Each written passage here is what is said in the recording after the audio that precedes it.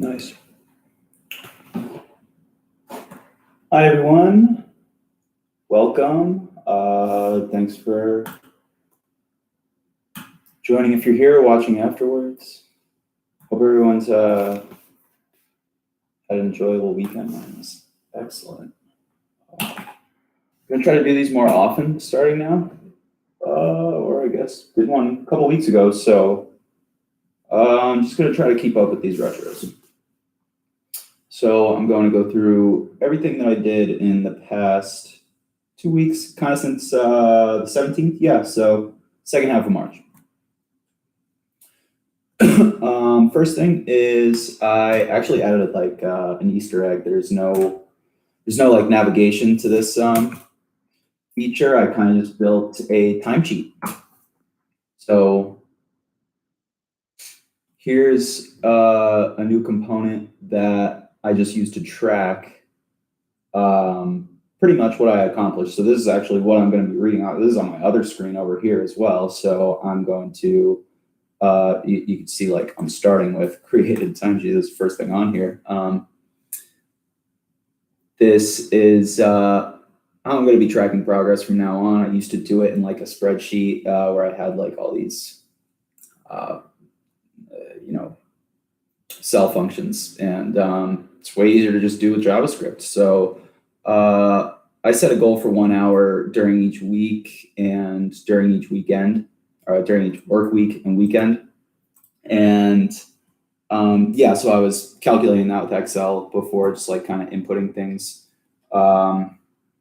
manually into cells. And now with this component, I have this button where I clock in and it creates a new entry up top and says, you came in at 7:02, and then you can type kind of what you did and then clock out. And this does not persist to a database. This is all stored in a JSON format just within my repository. So this can all just stand on its own if you have the API set up, which I am going to just start a new repository on my GitHub where I post just this timesheet so that you guys can pull it into your projects if you want. But here, let's look at a few things here. Is the component.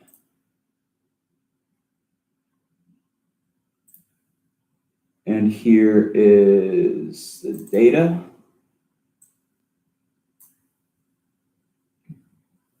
Yeah, so I just use this JSON file as a database pretty much. The API, yeah, I'll pull up the API too. So it's the same API that I use like for the trading app and everything, just different endpoint. So I have a time endpoint now. The structure is in, out. Yeah, so this one only has in, so there's like a condition in here for if you don't have out, then you see, or if the newest one doesn't have an out, then you see this like text area, which is this. You can type into that if you're pretty much clocked in. That's how I check that just off of this. So this entry is the newest one, and then when you clock out, the API kind of adds out and accomplished. Those are the other two fields in every object. So the API, I'll do a longer video on this. Let's go through the component. We're not really gonna look at that, but we'll just look at time. Yeah, the time endpoint. So all we do is post to it, and you can either post in or else is for out, and we're just using a file system module that just comes with Node. So Node allows you to look at the repository files and read a file, and then you can use file system to open and write. And I also built this new buffer right here from the response or the kind of the payload of the post request right here. So we take this rect body clock in and add it. You see we're like kind of building the string that alters the beginning of the JSON file, which I lost somehow. Oh, it's right here. Yeah, so pretty much chops off the beginning and adds this buffer that we're building right here. The same, pretty much exact same thing for clocking out. You just do it with the out and the accomplished. So the payload is different for out, and the buffer that you create is different, but you're still writing write sync to do that. Yeah, that's all for that. So glad I got this going. Next, yeah, autocomplete dropdown. So this is visible from the account or from anywhere but the app page, pretty much. This is visible. So if you want to search for LeBron, wake up, bud. Maybe not, actually. Do we have a bug here?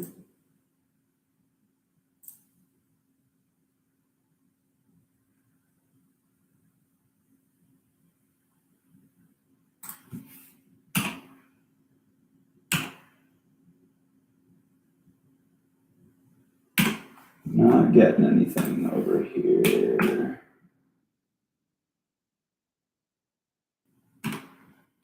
Okay, maybe not. Maybe I'll show this next week.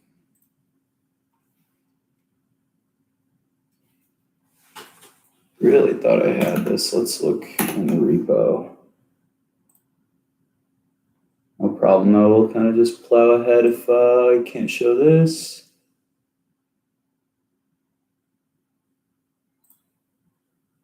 Wait, actually, what is it? Index.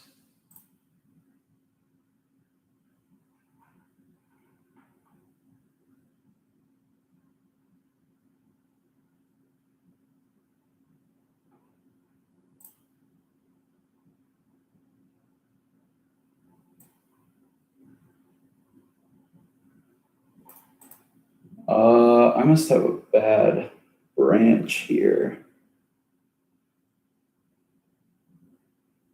Because, yeah, I don't have anything.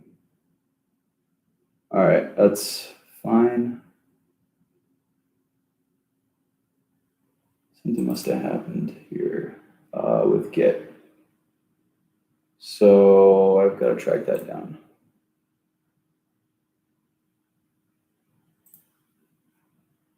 But we will just plow ahead. Next on the list is, yeah, loading animations. So in the app page, we now have this nice loading guy there. So you're kind of just using a like ternary. And I got this GIF from loading.io.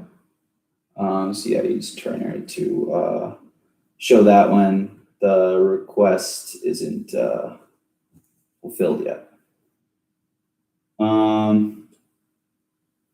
Yeah, so I created this data service. It doesn't work that well, but I use it for getting users everywhere I get users.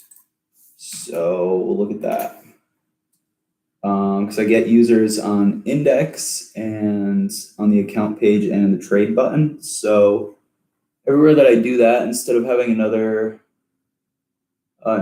use effect, I now just have this custom hook that I made called use data. I want to be able to use this for everything eventually, but everything except users right now throws me into an infinite loop. Like anything where I have to do something more complicated than just get and users endpoint right here.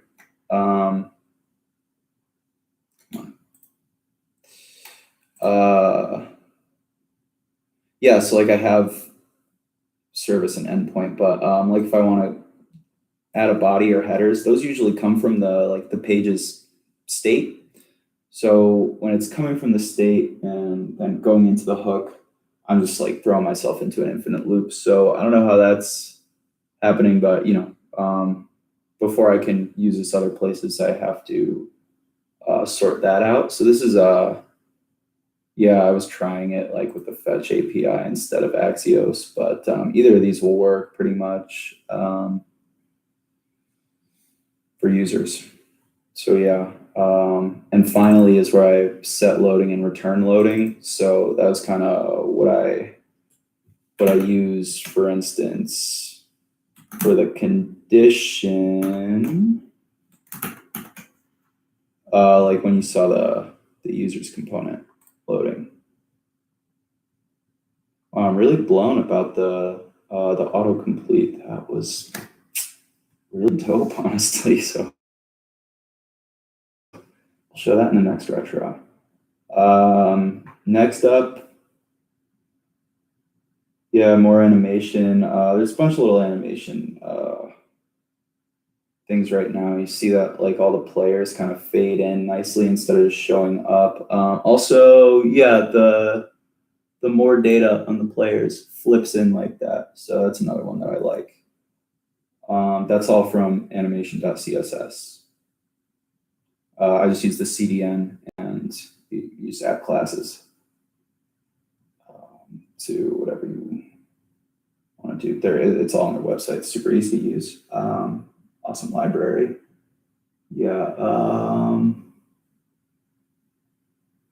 Sorting. So we're default sorting to A to Z now. So I have this kind of control or just like a new fixed panel up top here. And one of the features is sort. So we're seeing different players this week. We can change that Z to A. This is all through the API. Then we go price high to low. This is kind of what we're used to seeing. And price low to high.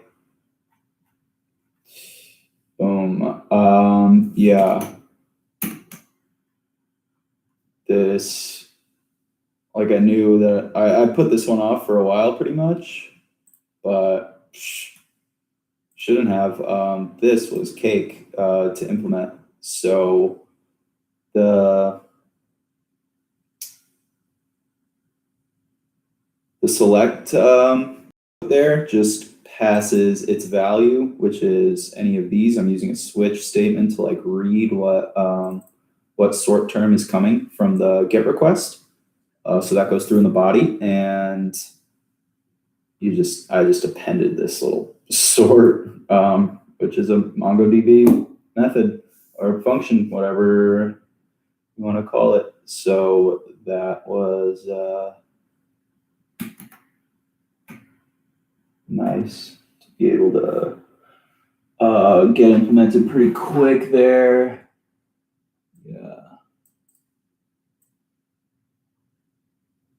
Rollback data service.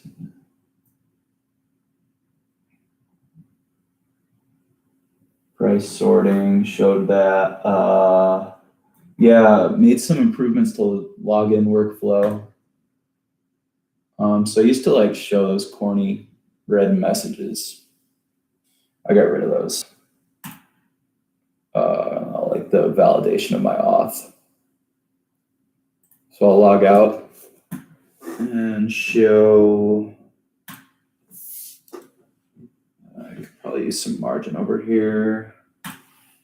So like if we don't know your username, then it'll just shake and go red instead of like having some stupid message right here. And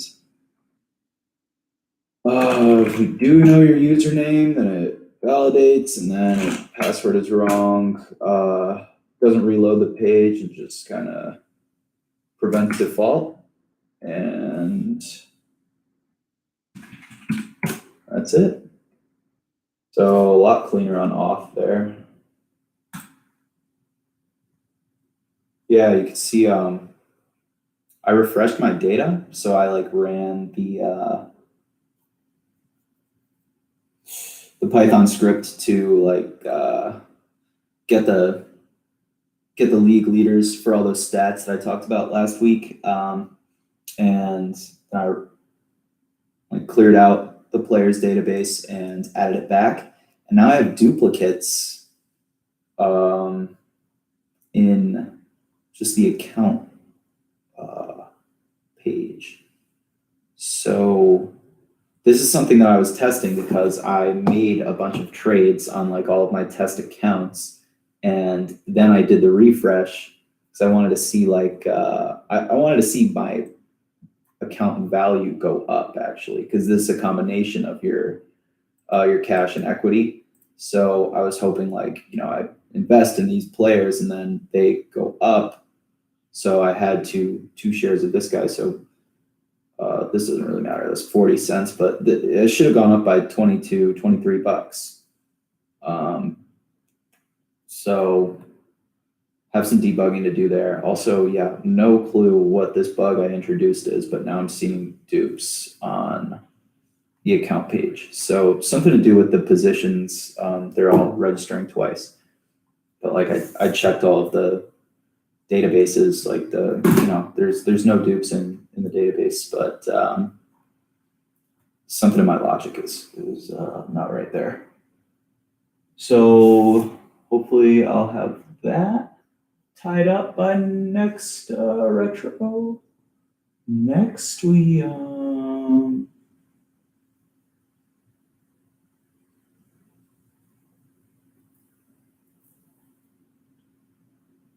yeah, so price update. Yeah.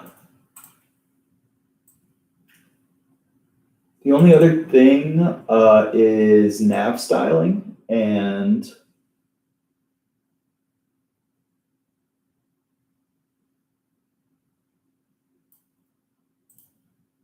the recently viewed player links.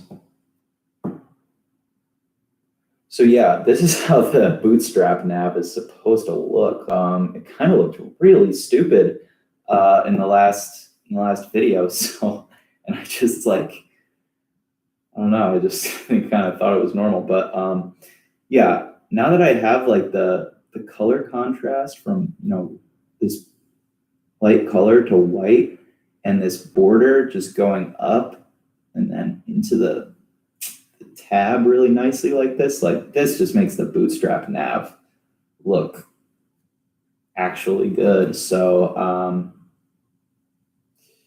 yeah, check out the repo if you want to see how I did that. It's just like moving around all the class names. And then yeah, these pills here are coming from local storage. So anytime you navigate to here, I think I'm not logging it, but we could go log it actually. So in our app, let's just, oh yeah, I am. So we're logging local storage right here, and we can see it right here. And I have this crumbs object, which is just it's like a string, but if you JSON parse this, it turns into an array. So this is an array of all of the player profile IDs that you've gone to. So every time that you click a player now, this player's ID gets added to that array in local storage. So if we go back, that was Abdel Nader. So now storage is right here. And this should be Abdel Nader's ID. And then Abdel Nader is now the most recent little pill here. So it's just, this is going to follow you around everywhere, and it's just going to say, these are the recent guys that you've been interested in if you want to navigate to them. you can. You want to go to Anthony Davis. You could go to his profile here. So yeah, really nothing new with profiles. I want to like add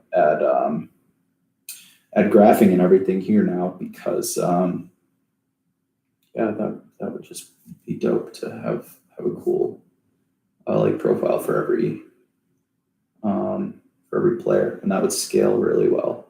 Yeah, I should probably throw players into navigation too, but I don't know how that's going to fit in. So right now, you just like there's no active nav when you're on this page. I think that's it. Improve nav styling, fixed sort filter to beneath header, added recent interest component in line with sort filter. Yeah, so that's all. Also threw in a footer. Just on my GitHub, I'll probably have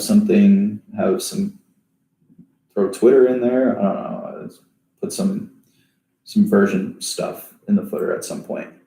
I'm excited to show the autocomplete next time. There's actually a bug with it too, so hopefully that's all tied up by the time I'm recording the next retro. But yeah, please leave me a comment if you're interested in any of this code. I'm definitely going to be posting that timesheet component with the API too, so that anyone could just kind of like pull that component into their code and use that API with like the JSON repository storage. Because yeah, it is just dope to be able to track what you've accomplished within the app that you're working. Like, why have a spreadsheet? Why go somewhere else when you could just throw this into your app and now it's all in the same place? It's like, duh. So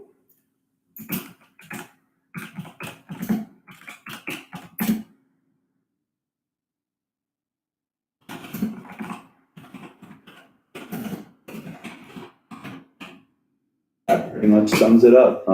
Thank you everyone for watching. Really hope you guys enjoyed this. Leave me some feedback. I wanna know what you guys think of this project so far and what I could do better. Or if you know anything about like the several bugs that we talked about. So yeah, thanks again. Talk to you guys in a couple weeks.